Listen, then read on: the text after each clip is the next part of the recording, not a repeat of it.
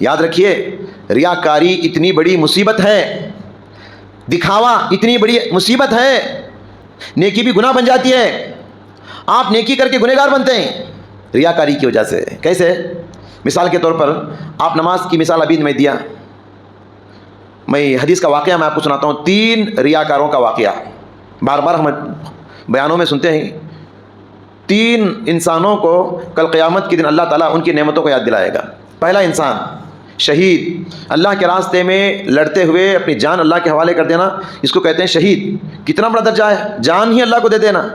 شہید کو اللہ بلائے گا قیامت کے میدان میں، بلا کے پوچھے گا میں نے تجھے بڑا بہادر بنایا تھا، بڑی طاقت دیا تھا، جوانی دیا تھا، کیا کیا تو نے؟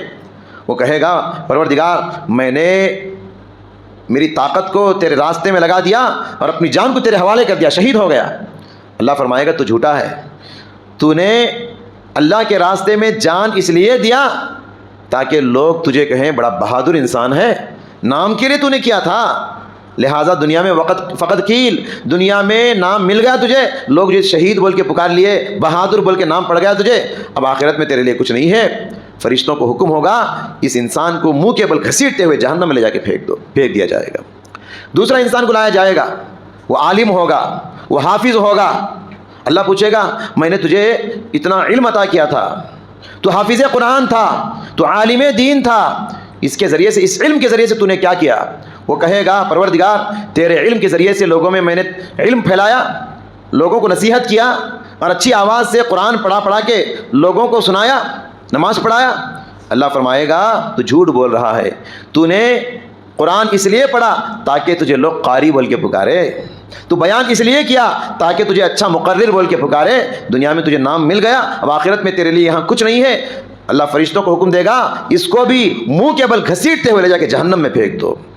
وہ تیسرا آدمی بڑا مالدار، دنیا کی ہر نعمت، پیسہ، دولت، اللہ نے سب کچھ عطا کیا اس کو، اللہ یاد دلائے گا نعمتوں کو، وہ کہے گا ہاں پروردگار بہت دولت سے تو نے نوازا تھا۔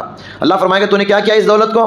وہ کہے گا پروردگار اس دولت کو میں نے تیرے راستے میں لٹا دیا، تیری دی ہوئی دولت کو دین کے راستے میں لٹا دیا، دعوت کے راستے میں لٹا دیا۔ فرمائے گا جھوٹ بول رہا ہے تو دولت کو دین کے راستے میں اس لیے لگایا تاکہ لوگ تجھے فیاض کہہ کے پکارے، سخی کہہ کے پکارے، بڑا دل والا کہہ کے پکارے، تجھے دنیا میں نام مل گیا، اب یہاں تیرے لیے کچھ نیکی نہیں ہے۔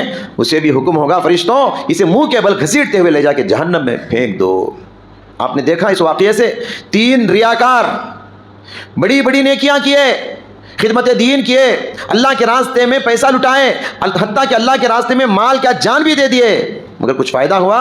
یاد رکھیے ریاکاری اتنی بڑی مصیبت ہے کہ ریاکاری کی وجہ سے نیکی بھی گناہ بن جاتی ہے، نیکی بھی جہنم میں جانے کا ذریعہ بن جاتی ہے۔ انسان نیکی کر کے جہنم میں جاتا ہے، نیکی کر کے جنت میں جانا چاہیے، مگر یہاں نیکی کر کے انسان جہنم میں کیوں جا رہا ہے؟ اس لیے کہ نیکی وہ اللہ کے لیے نہیں، وہ دنیا کے لیے ہے۔